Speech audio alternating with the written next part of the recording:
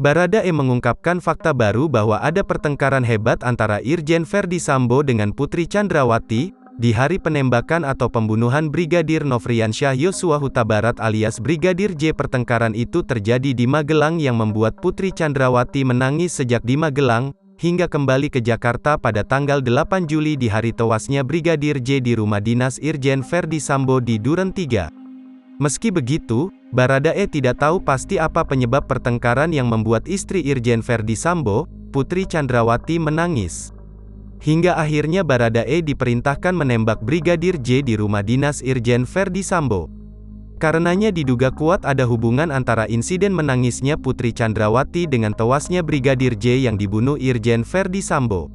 Sampai akhirnya kata Burhanuddin saat tiba di Jakarta, Baradae dipanggil Irjen Verdi Sambo dan diperintahkan menembak Brigadir J yang saat itu tak berdaya melakukan perlawanan.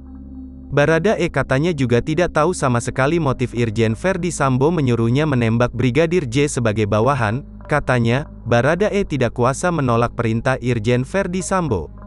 Dari keterangan Baradae, kata Burhanuddin, motif pembunuhan Brigadir J mengarah seperti pernyataan Menko Polhukam Mahfud MD yang mengatakan motif kasus ini sensitif dan mungkin hanya bisa didengar orang dewasa.